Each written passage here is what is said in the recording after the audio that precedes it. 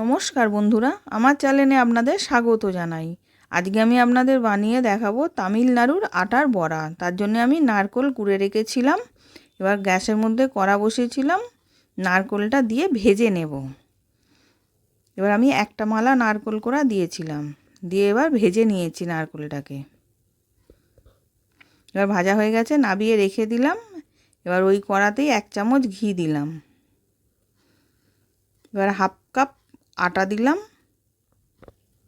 Half cup ময়দা দিলাম, দিয়ে ওটাকে ভালো করে ভেজে নেব, যাতে আটা ময়দার গন্ধটা চলে যায়, বেশ সুন্দর গন্ধ ছাড়ে।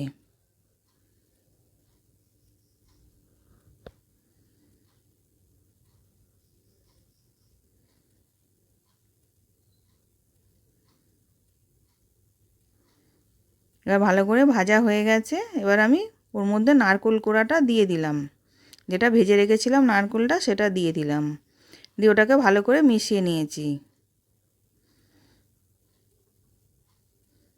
এবার নাবিয়ে আমি ঠান্ডা করে একটা বাটিতে ঢেলে নেব। এবার বাটির মধ্যে ঢেলে নিয়েছি। এবার ওর মধ্যে 1 চামচ হিং দিলাম, 1 চামচ জিরে দিলাম, গোটা জিরে, 1 চামচ সাদা তিল দিলাম, আর 1 চামচ গোলমরিচ গুঁড়ো দিলাম, আর স্বাদ মতো নুন দিলাম, দিয়ে ভালো করে মিশিয়ে নেব।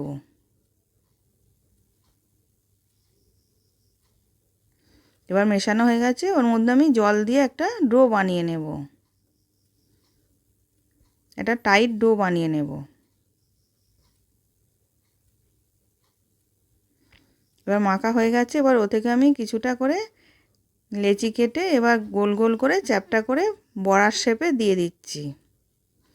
এরকম করে আমি সবগুলো করে নেব।